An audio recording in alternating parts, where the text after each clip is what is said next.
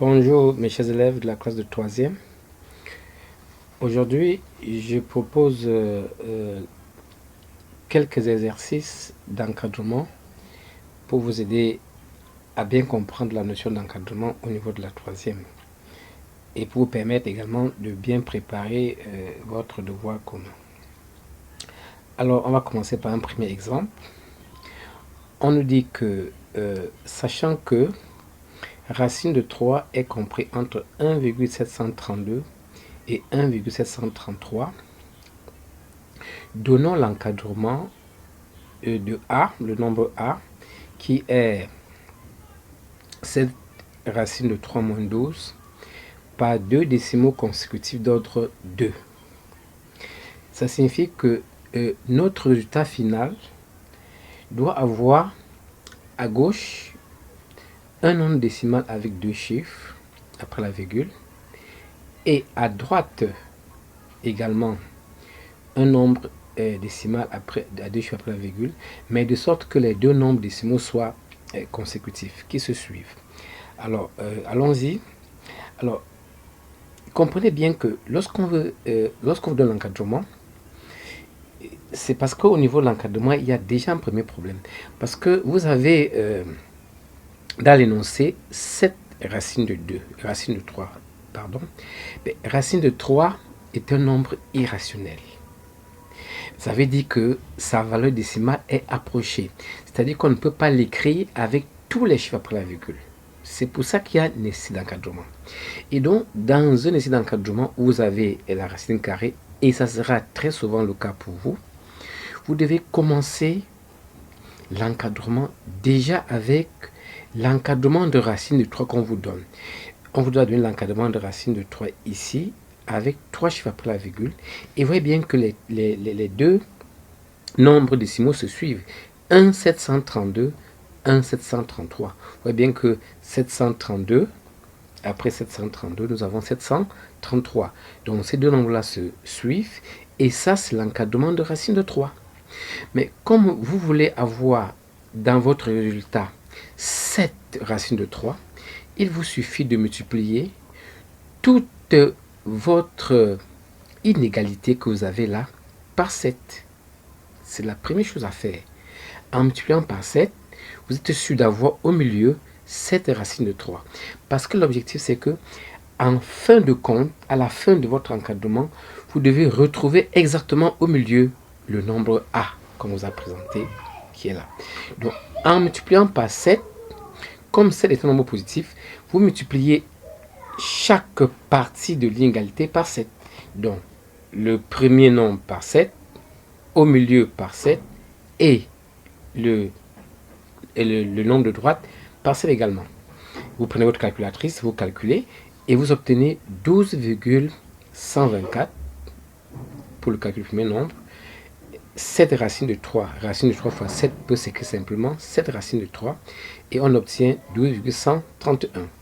Une fois qu'on a fait ça, comme le nombre A, après 7 racines de 3, vous avez moins 12, il ne vous reste plus qu'à ajouter à chaque membre de votre inégalité moins 12. Donc moins 12, moins 12, moins 12. Et le calcul se fait simplement avant la première inégalité et après la deuxième inégalité, parce que au milieu, vous avez votre nombre A. Mais quand vous faites votre calcul, vous avez comme réponse 0,124 et 0,131. Vous voyez bien que 0,124 et 0,131 ne sont pas consécutifs.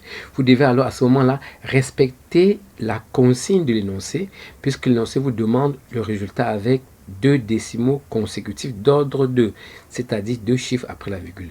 Vous prenez alors à ce moment-là 0,12, donc c'est-à-dire les deux premiers chiffres après la virgule, et à cela, vous ajoutez tout simplement 1 au dernier chiffre. En réalité, on va prendre 0,12 plus 0,01 et on obtient alors 0,12 plus petit que A plus petit que 0,13. Et ça, c'est le résultat final qu'on attend de vous. Voilà pour le premier exemple, chers élèves. Voyons un deuxième exemple un peu plus difficile.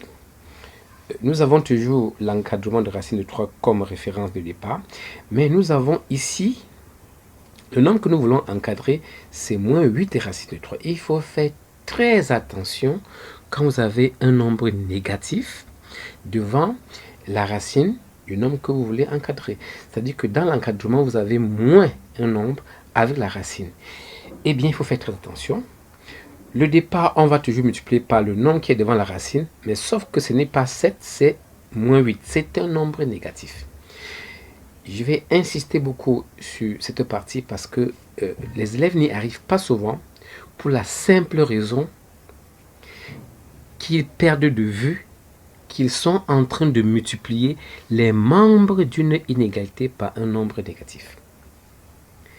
Lorsque vous multipliez les membres d'une inégalité, même si l'inégalité a 10 membres, dès que vous multipliez par un nombre négatif, vous devez faire très attention. La règle dit qu'il faut changer le sens de l'inégalité, c'est-à-dire que si nous voulons garder les nombres tels qu'on les a donnés, on doit changer ce sens, ça devient strictement supérieur, mais on peut également le faire en gardant le même sens, sauf que dans votre multiplication, dès que vous allez multiplier par moins 8, le 1,733 qu'on avait à droite vient tout au début. C'est le piège. Donc je ferai 1,733 fois moins 8 et non pas 1,732 fois moins 8. Non. Vous permutez. Donc ce qui était ici vient là, ce qui était là vient ici. Le milieu ne pose pas de problème. Dès que vous permutez, vous avez réussi votre encadrement. Mais si vous oubliez et vous le faites tout le temps, vous n'allez pas trouver le bon résultat.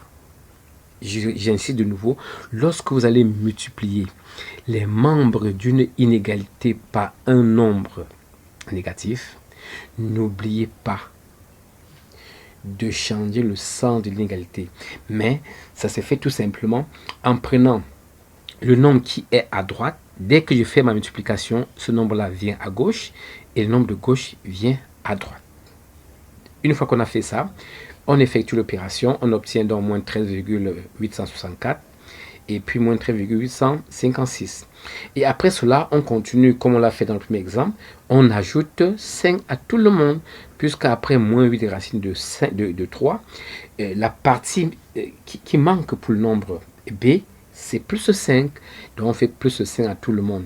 Et sachez que si j'ajoute un nombre au membre d'une égalité, peu importe que le nombre soit positif ou négatif, on ne change rien du tout.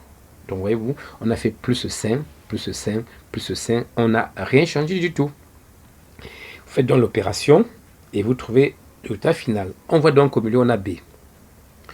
Mais il y a une autre consigne que l'énoncé nous a donné, une obligation, c'est que on a demandé de donner le résultat par deux nombres consécutifs d'ordre 2, puis d'ordre 1, puis d'ordre 0.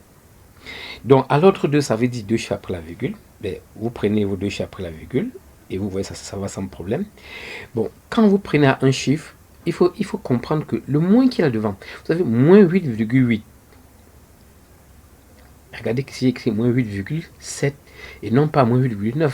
À cause du signe moins, ben, vous avez l'impression que vous êtes en train de diminuer, mais vous êtes en train d'augmenter. Mais vous pouvez faire l'opération tout simplement moins 8,8 plus 0,1 puisqu'on est à l'ordre 1 et vous allez trouver ce résultat qui est à l'ordre 1. Tout comme vous pouvez également le faire à l'unité, ça veut dire pas de chiffre après la virgule. Donc vous prenez moins 8 et si à moins 8 vous ajoutez 1, vous avez moins 7. L'ordre 0, on appelle encore à l'unité. Donc, il faut faire très attention à ce niveau. Il faut bien comprendre comment ça fonctionne.